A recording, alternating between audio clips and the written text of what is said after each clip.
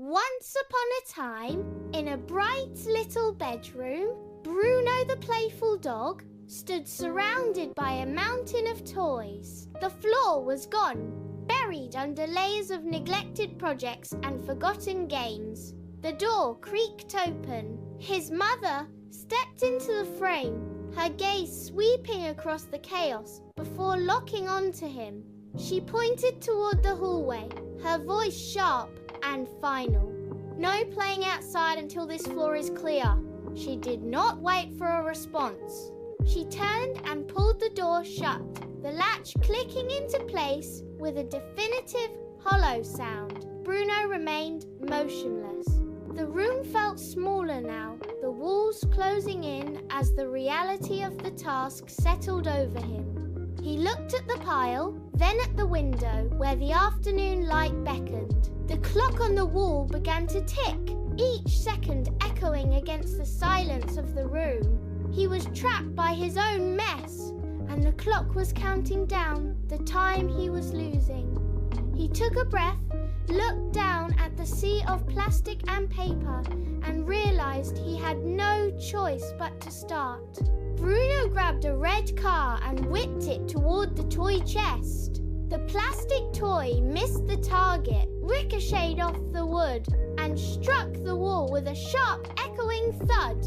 It bounced back, landing deep in the center of the room. He did not stop to retrieve it.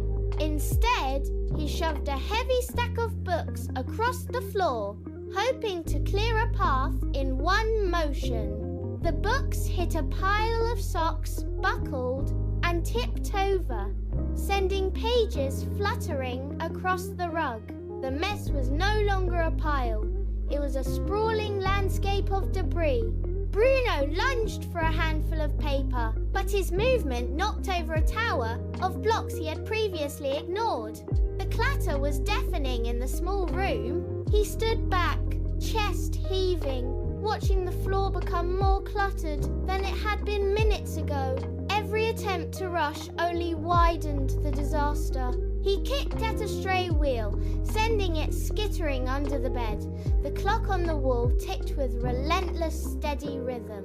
The room fell into a heavy, stagnant silence, broken only by the rhythmic, mechanical pulse of the wall clock. Bruno sank to the floor, his knees hitting the hard surface as he let his shoulders drop. He stared at the chaotic sprawl of items surrounding him. The pile looked insurmountable, a jagged mountain of plastic and paper. He sat there for a long moment, breathing in the dust-heavy air, watching the second hand of the clock sweep across its face. The frantic energy that had driven his previous failures drained away, leaving a sudden sharp clarity. He reached out and touched a single blue car, then pulled a yellow one from beneath a crumpled sheet.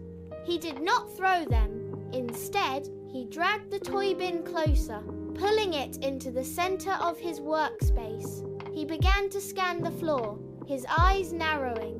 One by one, he picked them up, inspecting their colors before placing them into the bin with deliberate, steady movement. The bin filled rapidly as Bruno established a rhythm. Red to red, blue to blue, green to green. He moved with a steady cadence, his hands finding and placing every car without hesitation. Once the last vehicle was tucked safely inside the chest, he turned his attention to the crumpled papers scattered across the rug. He gathered them into a single bundle, walked to the trash can, and dropped them inside. The sound was a dull, satisfying thud. Next, he tackled the socks.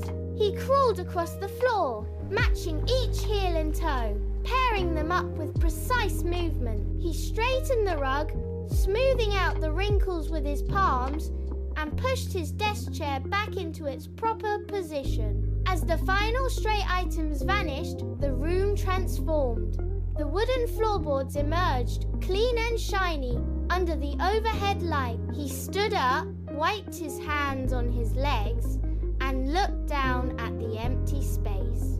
he walked toward the door, his steps echoing. Bruno reached the door and gripped the handle. He pulled it open, revealing the hallway.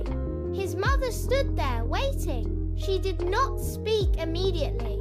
She stepped forward, peering past him into the bedroom. Her gaze swept over the organized toy chest, the empty floor, and the strange rug. She looked back at Bruno, her expression shifting from expectation to approval. She gave a single slow nod. The tension that had held Bruno in place for the last hour evaporated. He did not wait for a second invitation. He turned and sprinted past her, his feet hitting the hallway floor with a rapid rhythmic thud. He pushed through the back door and burst into the open air. The grass was bright and the space was wide. He took a deep breath, his hands swinging free at his sides, and ran toward the center of the yard. As Bruno played happily outside, he remembered his lesson. Playing is fun, but cleaning up after playing is important too. Moral of the story: a clean room is a safe room. Always put your things back after playtime.